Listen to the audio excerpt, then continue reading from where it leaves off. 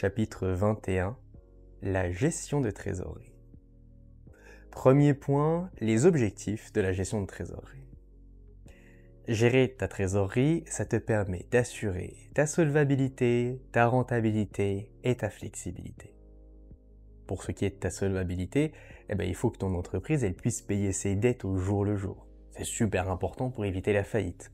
Si jamais ton entreprise ne peut plus payer, c'est le dépôt de bilan direct. Et ça, c'est la cata parce que les créanciers, ils perdraient confiance. Imagine que tu es fournisseur et l'entreprise ne te paye pas à temps. Tu vas direct durcir tes conditions de paiement. Pareil pour la banque. Elle peut accorder un découvert, mais si elle voit que les problèmes s'aggravent, elle peut tout stopper. Alors le découvert, c'est utile, mais ça coûte cher et c'est pas une solution à long terme. Pour ce qui est de ta rentabilité, ça, c'est quand l'entreprise elle a besoin d'argent à court terme. Ton trésorier, dans ce cas-là, doit trouver les crédits les plus rentables et les moins chers. A l'inverse, s'il y a des excédents de trésorerie, il ne faut pas laisser l'argent dormir. Ton trésorier doit le placer pour que ça rapporte un max. Et pour ce qui est de ta flexibilité, le trésorier doit garder une certaine flexibilité pour réagir aux imprévus ou saisir les opportunités. Par exemple, un ralentissement des ventes, des impayés ou des conflits sociaux ne doivent pas mettre ton entreprise en danger. Il faut donc avoir des liquidités disponibles rapidement ou bien une capacité d'endettement que tu n'as pas encore utilisée. Hop hop hop! Si cette vidéo te plaît, sache qu'elle est issue de ma formation sur le DCG-DSCG. Sur cette formation, tu y retrouves toutes les vidéos de tous les cours, mais aussi tous les cours en audio et en PDF. Et puis évidemment, tout est mis à jour régulièrement. Et puis c'est même pas tout. Tu vas y retrouver des vidéos bonus pour t'aider à préparer efficacement ton épreuve, des fiches de révision, des flashcards et un accès direct pour me contacter si tu as besoin d'aide. L'aide, ça peut être t'expliquer ou te réexpliquer un point du cours que tu n'as pas bien compris, aborder avec toi un sujet complémentaire qui n'est pas disponible en vidéo parce que tu veux approfondir un cas particulier par exemple, te guider dans ton planning de révision ou même analyser avec toi une correction d'exercice que tu n'arrives pas à comprendre. Alors si tu veux profiter de l'intégralité du cours et de tous les avantages qui vont avec, clique sur le premier lien en description et rejoins-moi.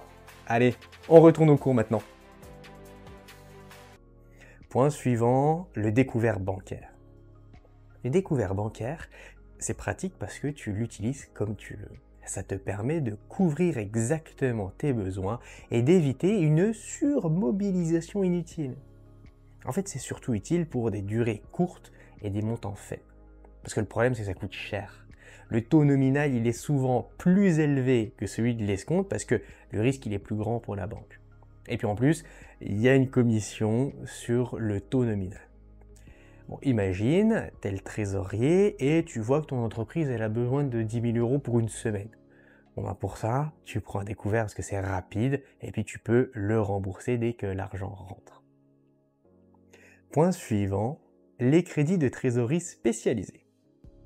Il existe plein de types de crédits. Les crédits de campagne, par exemple. Alors ce type de crédit-là, ils servent à financer les stocks et la fabrication des entreprises saisonnières. Le montant il dépend du budget de trésorerie et de ta situation financière. La durée est en fonction de l'activité et doit être remboursée dès que les fonds rentrent. En fait, on utilise des billets financiers qui durent de quelques jours à 3 mois. Supposons que tu gères une entreprise qui vend des jouets de Noël. En novembre, tu as besoin d'argent pour fabriquer tes jouets. Et donc, tu prends un crédit de campagne qui sera remboursé après les ventes de Noël. Il y a aussi le crédit pour stock. Certaines industries, elles ont besoin de crédit pour financer des stocks importants. Ainsi que le crédit de financement de l'exportation, ça ce sont des avances de trésorerie en devise pour les entreprises exportatrices. Ou bien le crédit de financement des marchés publics, là ils sont utilisés pour financer les contrats publics.